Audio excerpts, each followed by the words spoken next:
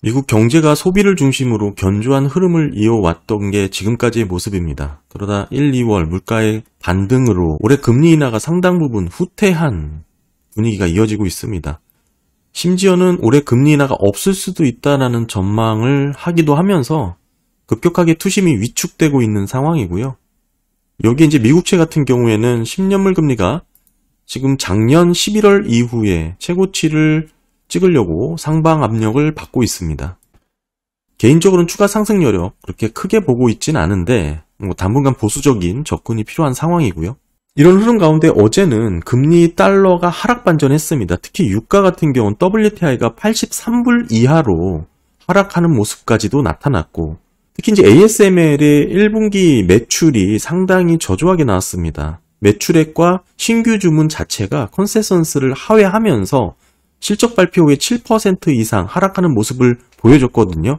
더불어서 반도체주가 동반 하락하는 모습까지 나왔고, 이로 미국 증시 전반적으로 4거래일 연속해서 하락하는 흐름이 나오고 있습니다.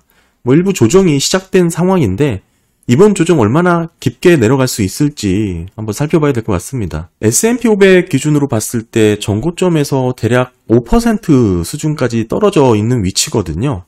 그러니까 깊게 내려가면 10% 정도까지를 보고 있는데 지금 절반 정도까지 조정을 받고 있는 상황이죠. 그럼 여기서 더 떨어질 수 있을까? 결국에는 키가 10년물의 국채금리 안정 여부에 달려있다고 보고 있습니다. 결국 10년물 상승 여력이 지속적으로 이어질지 한꺼풀이 꺾여서 안정세를 찾아갈지에 따라서 증시 조정이 지금이 5% 전고점 대비 5% 하락한 위치인데 여기서 추가적으로 10%까지는 조정 국면을 더 맞을 수 있다. 결국 핵심이 10년물 상승 여력에 달려있다. 이렇게 보고 있습니다. 이 말은 그동안 이제 시장 금리가 이게 높아졌음에도 불구하고 위험 자산에 대한 밸류 부담이 상대적으로 적었는데 이게 4.5를 넘어가는 구간부터는 그 민감도가 커진다 이거죠. 아무리 위험 자산이라고 하더라도 시장 금리가 이렇게 높아진 것에 대해서 부담을 안 느낄 수가 없다. 그런 위치가 크레디카란 위치가 4.5%다. 이 말씀을 꾸준히 드렸습니다. 그러니까 궁극적으로 10년물이 4.5 이하로 안정적으로 떨어지는지 여부에 따라서 증시의 추가 조정 여부가 결정될 것으로 보고 있고요. 사실 여기에 기름을 부은 건 ASML의 실적이었는데 오늘은 TSMC의 실적이 나옵니다. 대만 현지 시간으로 오후 2시니까 한국 시간으로 오후 3시가 될 거고요. 지금 24년 1분기 실적이 나올 텐데 컨퍼런스 콜에 앞서서 대만 기업들은 월 단위로 실적을 공표하고 있기 때문에 미리 알 수가 있습니다. 검은 선이 24년도 1, 2월, 3월 달 매출입니다. YY로 상승을 했고 컨센에도 부합하는 흐름을 보여주고 있습니다. 결국 ASML의 실적 자체가 장비에 국한되는 그런 흐름이라고 볼 수가 있고 조금 더 먼 시야에서 그렇게 놓고 봤을 때 이번 단기적인 측면에서의 조정은 글쎄 얕게 끝날 수 있다고 보고 있고요. ASML은 특히 이제 장비 섹터니까 조금 더 먼 시야로 봐야겠죠. 최근 3월 소매 판매까지 경제 지표가 호조되는 모습으로 나오면서 더불어 미국 성장률이 상향 조정이 되고 있잖아요. 헤드라인 자체의 미국 경기는 매우 낙관적인 상황입니다. 이런 긍정적인 전망이 빠르게 확산이 되고 있어요. 미국 경기가 너무 강하다 이거죠. 그런 가운데 10년물 수익률이 올라가면서 금리 부담이 지속되는 상황이 이어지고 있는 겁니다. 이렇게 가파르게 올랐기 때문에 어제는 사실 단기 급등에 따른 일부 매수세가 유입되면서 조금 하락한 것으로 보고 있고요. 어제는 20년물 입찰도 수요가 상당히 강하게 나왔습니다. 응찰률도 평균보다 높고 프라이머리 딜러가 가져가는 비중도 9.1로 평균보다 훨씬 낮습니다. 지금의 위치가 작년 11월 정도니까 상당히 수요가 좋았다라고 봐야겠죠. 직접 입찰자는 평균보다 낮았지만 간접 수요자가 상당히 높았습니다. 74.7%로 전반적으로 20년 입찰 결과는 상당히 수요가 강한 것으로 나오면서 최근 단기적인 급등에 따른 일부 매수세 유입을 뒷받침해줬고요. 다만 여전히 매크로상 불확실성이 지속되고 있는 상황이다라고 봐야 될 것 같습니다. 그럼에도 제가 이번 금리의 급등 여부를 그렇게 크게 우려스럽게 생각하지 않고 있는 건 어제도 보여드렸지만 기대 인플레이션이 전고점을 찍고 있지 않다라는 점에서 또 말씀을 드렸고요. 실질금리 또한 비슷한 추이를 보여주고 있는 흐름입니다.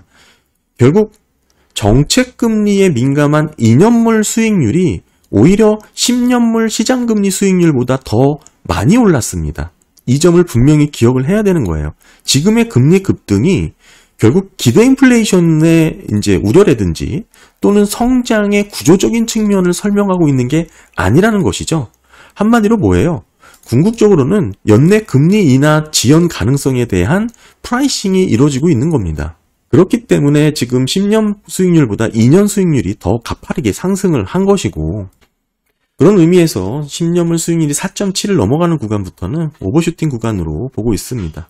어제는 베이지북도 집계가 돼서 공표를 했는데 경제활동 자체가 소폭 확대되고 있는 것으로 나왔죠. 미국의 12개 지역 중에 10개가 경제 성장이 완만하게 증가하고 있다라고 표현을 했습니다. 더불어서 눈여겨볼 만한 부분은 이 가격 민감도가 상당히 높아지면서 비싼 제품이죠. 내구재 소비가 여전히 저조하다, 이런 모습을 보여주고 있습니다.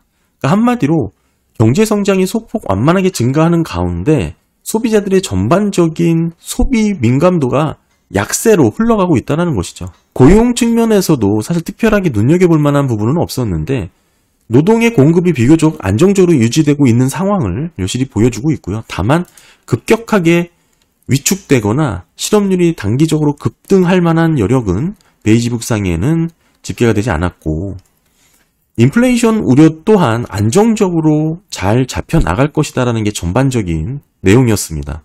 다만 최근에는 보험료의 급격한 인상 여부가 언급이 될 정도로 일시적인 급등 현상으로 지목을 하기도 했었고, 또 우려스러운 부분은 기업체들의 단기적인 물가 상승 위험 리스크를 언급을 하기도 했었습니다. 그러니까 결국에는 뭐예요? 단기적으로 물가 상승 위험 리스크가 크다고 보지만 조금 더 길게 중장기적으로 보게 되면 인플레이션은 어느 정도 계속적인 안정적인 흐름으로 잡혀 나갈 것이다. 이렇게 기술을 하고 있습니다.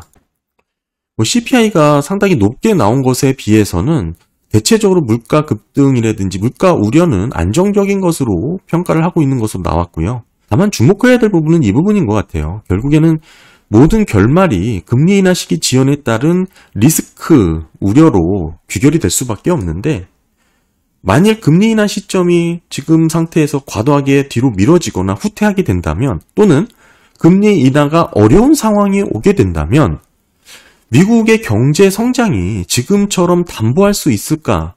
이거에 대한 근본적인 의문을 가져야 될 시점이라고 생각을 합니다. 여러 가지 불안 요소들이 있죠. 상업용 부동산 여전히 계속적으로 언급이 되고 있고, 지금 곧 있을 은행주들의 실적 발표도 있겠지만 여전히 중소형 은행들의 상업용 부동산 리스크는 살아 있습니다.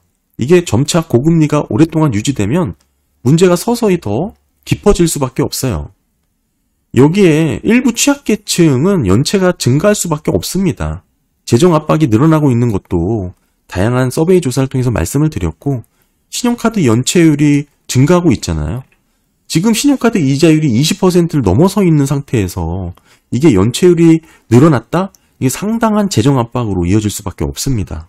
이런 상황에서 이민자 급증에 따른 고용시장이 흔들리는 모습, 약한 고리부터 무너지기 시작하죠. 제가 어제도 말씀드렸고 꾸준히 강조하고 있는 주제입니다. 현재 고용시장은 그래도 서서히 둔화되는 모습으로 나오고 있죠. 하지만 언제까지 이렇게 서서히 둔화되는 모습으로만 나올까요? 실업률이 한번 높아지기 시작하면 계속 높아집니다.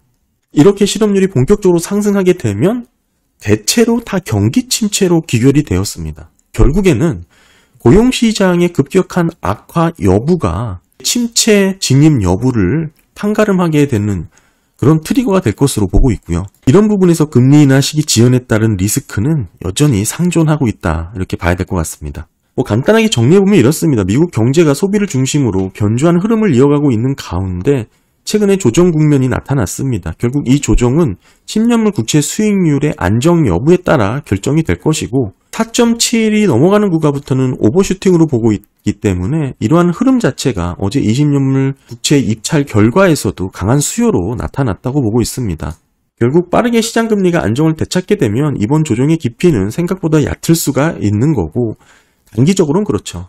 다만 조금 장기적으로 보게 되면 금리 인하 시기가 계속 지연됨으로 인한 리스크 요인은 계속 살아있을 수밖에 없습니다. 이 부분을 강조해서 살펴봐야 되지 않을까 생각합니다. 네, 감사합니다.